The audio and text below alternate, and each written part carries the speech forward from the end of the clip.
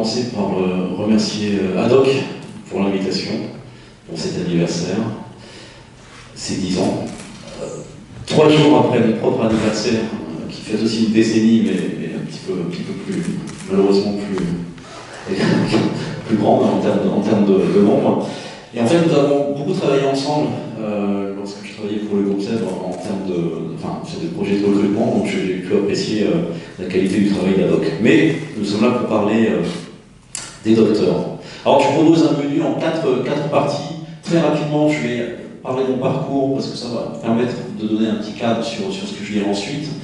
Je parlerai ensuite des docteurs sur des exemples concrets liés justement à mon expérience. Troisième partie, je parlerai un petit peu de défauts que je trouve docteurs, parce que pour ne pas donner une vision un petit peu idyllique je pense, de ce que vous êtes. Je vais essayer de vous faire participer, donc à vous de réagir. Et puis quatrième point, essayer un petit peu de voir si dans 10 ans, les docteurs seront toujours plus ou moins intéressants pour les entreprises. Ça vous va? Ok. Mon premier point est que, pour moi, je trouve que les docteurs, dans une problématique d'entreprise, pour moi, les docteurs ont déjà, ça peut vous surprendre, mais je trouve quand ils arrivent en recrutement, ils ont déjà prouvé en grande partie leur valeur. Pourquoi? Parce que, quand on a fait un travail de doctorat, on a parlé tout à l'heure, mais on a mis en place des logiques de compréhension de problématiques, on a pu expérimenter, on a dû gérer son temps, ses ressources, on a été exposé à la complexité, quel que soit le domaine, on a dû créer des solutions, on a dû synthétiser son travail, par exemple, et on a dû aussi, surtout, développer son expertise. Évidemment, il y a encore d'autres caractéristiques, mais pour l'entreprise, je pense que vous le sentez, ces caractéristiques-là, elles sont importantes. Et on a besoin en entreprise. Et ce qui est important pour nous, c'est d'avoir des personnes qui sont rapidement opérationnelles. Et encore une fois, ces qualités que je vous décris là, à moins que vous me contredisiez, mais si vous avez fait une thèse de doctorat, eh bien, si vous avez soutenu votre doctorat, vous avez prouvé que vous étiez capable de faire ce que j'ai décrit. Et je dirais qu'une fois qu'on a franchi ça, le recrutement finalement, il sera pas lié au fait que vous soyez docteur ou pas, il sera lié au fit entre la personne qui va être en face de vous et vous-même, ce que vous avez en termes de personnalité. Et ce recrutement, il va être lié à finalement l'adéquation de vos compétences, de votre expertise par rapport au poste. Et puis, troisième point, encore une fois, je vous donne un ressenti d'industriel, il va aussi être lié au niveau d'intérêt que vous aurez exprimé pour le poste, aux questions que vous poserez, un petit peu à l'expression de l'envie pour le poste que vous exprimerez ou pas. Et d'ailleurs, je me rends compte que j'ai oublié de parler de moi. Et donc, je reviens rapidement. Donc moi, c'est vrai qu'ingénieur docteur, j'ai commencé par travailler je vais faire ça en 5-6 phrases. J'ai travaillé dans l'armement, j'ai fait une thèse dans l'armement, à travailler sur les matériaux furtifs, comment rendre des avions invisibles. J'ai travaillé pour le CEA militaire pour rendre d'autres objets militaires invisibles qui sortaient des sous-marins. J'ai travaillé chez L'Oréal, j'étais chef de laboratoire chez L'Oréal dans le maquillage. Ensuite, j'ai travaillé au Japon pour un concurrent japonais de L'Oréal, manager dans les produits capillaires. J'ai travaillé en Allemagne pour cette même société pour créer une recherche appliquée capillaire. Donc, j'étais un Français qui représentait le Japon au milieu des équipes allemandes. Je suis retourné au Japon pour faire de l'open innovation, avec le défi qui était qu'il fallait parler japonais dès le premier jour, donc avec des cours de japonais. Et ensuite, j'ai créé pour Essilor un laboratoire commun entre Essilor et Nikon au Japon. J'étais PDG de ce laboratoire, avec des chercheurs d'Essilor et des chercheurs de Nikon qui travaillaient dedans.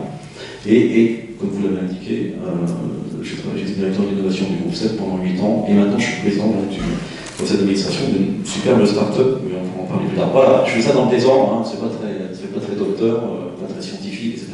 Mais c'est pas grave.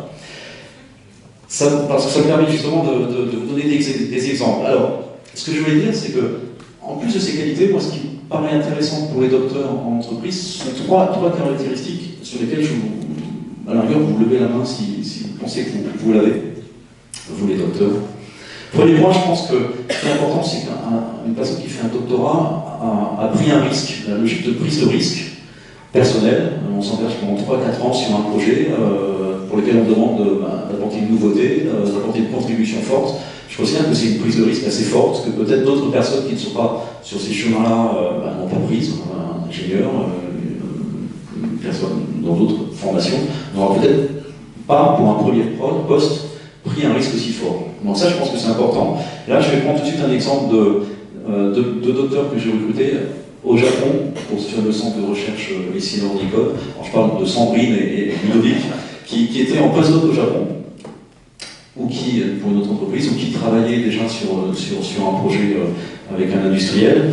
Et ce qui me paraissait intéressant dans justement leur profil, c'était qu'ils avaient pris encore un risque supplémentaire de partir au Japon, de se mettre en danger encore de façon encore supplémentaire en tentant l'aventure japonaise. Et c'était typiquement ce genre de profil dont moi, dans mon centre de recherche, j'avais besoin pour faire le lien entre des chercheurs français qui arrivaient de chez Silo en France et des chercheurs japonais. D'accord? Donc, s'ajouter à leur expertise technique de chimiste, une expertise multiculturelle, une partie aussi gestion de projet qu'ils avaient pu mettre en place dans leur thèse, mais aussi dans leur fonction précédente avant d'entrer dans ce centre de recherche. Donc ça, c'est un point que je vais mettre en avant, encore une fois, prise de risque. Qui pense, je ne sais pas s'il y a des doctorants parmi vous, est-ce que vous êtes d'accord sur le fait de lever la main si vous pensez que oui, vous avez pris un risque, cette prise de risque est bien importante? Voilà, merci. Donc pour la caméra, les deux mains se sont levées.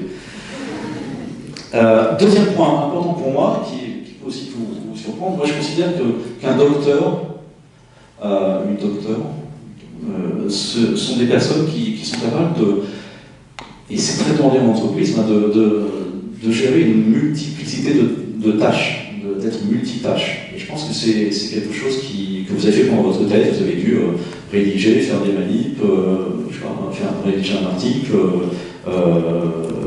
faire de la théorie, gérer un projet, un programme européen, j'en sais rien, enfin, mener des enquêtes auprès de différentes personnes. Et encore une fois, être capable de faire ça, c'est très demandé en entreprise. Et là, je peux prendre un exemple du groupe CEL, alors je connais encore Marie et Karine, qui étaient des docteurs que j'ai recrutés. Pourquoi? Parce qu'ils avaient une expérience de postdoc dans différentes entreprises et de travail en tant que chef de projet dans des entreprises avant d'arriver pour le groupe CEL. Et ce qui m'intéressait dans justement le fait qu'ils soient capables de travailler sur des tâches multiples, c'était que les postes sur lesquels j'allais les recruter étaient des créations de postes, des postes nouveaux, qui nécessitaient évidemment une expertise, mais qui, en tout cas au début, avaient une définition en termes de mission qui n'était pas finalement très figée. Et il était important que, dans les personnes que je recrutais, je sente justement une certaine agilité dans la manière de prendre le poste. Il fait qu'il soit aussi force de proposition, alors être capable justement d'apporter des solutions nouvelles par rapport aux problématiques. Et puis, une dimension aussi qui est importante dans cette multiplicité de tâches, c'est être capable justement d'avoir des interlocuteurs multiples, qu'ils soient des startups, qu'ils soient des laboratoires, qu'ils soient d'autres groupes privés, dans des logiques de collaboration. Donc ça, c'était une dimension importante qu'on cherche et que vous, normalement, avez dû exprimer dans votre thèse. On continue l'exercice. Cette gestion multiple de tâches, est-ce que c'est quelque chose qui vous paraît... oui, ce que vous vivez ok, bon, vous êtes tous qualifiés. Troisième point, et un point important, qui marque dans la formation, en tout cas l'état d'esprit des docteurs, c'est que, je vais le dire de façon un peu américaine, mais tout est possible. Tout est possible. Vous avez été capable de montrer que, par rapport à une problématique, il fallait que vous trouviez des nouveaux résultats, des nouvelles manières de penser, de nouvelles théories, apporter des nouvelles connaissances, qu'on soit dans le domaine technique ou des sciences humaines, apporter des nouvelles connaissances, et finalement, le champ des possibles était très grand. Et vous avez été confronté à ça, finalement, à tout un abîme d'inconnus et parfois même énormément d'informations. Voilà, je parle de Fanny d'Olivier, qui était des anthropologues qu'on a recruté au niveau du groupe SEB, qui avait pour cette qualité-là, c'est qu'ils arrivaient dans un monde de scientifiques, au sens sciences dures, physique, chimie, etc., food science. Et ce qui était intéressant, c'est que pour eux, c'était possible d'arriver là et d'ajouter leur vision, leur proximité des consommateurs, leur manière d'interroger les consommateurs pour pouvoir justement mener des projets de recherche avec les autres équipes. Voilà. Voilà les exemples. J'arrive enfin à mon point 3, si vous en... attendez. Êtes-vous d'accord sur le fait que tout est possible quand on est docteur? Oui, oui. Et que c'est une qualité que vous voulez mettre en avant? Oui. Moins de mains se lèvent? Si, c'est bon. Partage, merci. Parce que justement, là, j'arrive à la partie 3 qui sont les défauts que je vous demanderai de travailler, si vous voulez travailler dans le privé, hein, ça c'est à vous de voir. Premier point, encore une fois, faire un doctorat, c'est un job. On parlait de continuité tout à l'heure de vie professionnelle, et non pas au commencement. Oui, c'est un job, et je pense que ça n'est peut-être pas assez mis en valeur, en tout cas dans le positionnement par rapport aux rencontres que je peux faire dans des entretiens ou autres. La mise en valeur du parcours, de ce parcours-là, ce choix est à faire, il n'est pas si fait parfois. Il y a un travail, je pense, à faire sur des choses très concrètes, les présentations, les slides. Si les slides étaient beaux, ce que j'ai vu tout à l'heure, peut-être un peu dense, mais il y avait de la couleur, il y avait de l'information. Sur la gestion des réunions, je ne sais pas si, voilà, en entreprise, on a besoin de personnes qui savent gérer des réunions, être efficaces, donner leur avis, se confronter. Et c'est une dimension qu'on ne voit peut-être pas assez exprimée. Les langues, l'expression claire des compétences qui ont été acquises pendant la thèse, on a besoin de savoir quelle est votre expertise. Et parfois, ce n'est pas suffisamment finalement explicite. Un point important, c'est qu'on a besoin, les industriels aiment bien parler d'eux, hein, et donc ils ont besoin en effet du miroir que quand un doctorant arrive, il ou elle est déjà une connaissance de l'entreprise, de ses problématiques, voilà, qu'il y ait un intérêt qui soit manifesté, qui soit clair par rapport aux problématiques, qui est même un début de réflexion, des forces de proposition. Ce n'est pas parfois, souvent, j'en ai 3 ou 4 à vous dire. Et puis, avoir une connaissance aussi du poste auquel on peut prétendre. Ça peut paraître bête, mais voilà. Est-ce que j'arrive en disant, moi je veux un poste de chef de projet, je veux un poste d'anthropologue, je veux un poste de directeur de département, enfin avoir une vision claire de ce à quoi on peut avoir droit finalement, ou à quoi on peut postuler. La valeur de son salaire aussi, la connaissance de son niveau de salaire, ça peut être intéressant, mais c'est pas non plus très clair. Voilà. Et puis, dernier point, avoir une réflexion aboutie sur le souhait d'aller dans le privé, que ce soit clair, qu'on voit de l'envie, que ce soit clairement exprimé. On n'a pas besoin de... Voilà. Enfin, je ne sais pas si vous sentez, enfin, il ne faut pas tergiverser, on va dans le privé, on va dans le privé, point, et puis on avance, quoi. Dernier point, dernier point, pas de complexe, quoi. Voilà. On est docteur, on en est fier.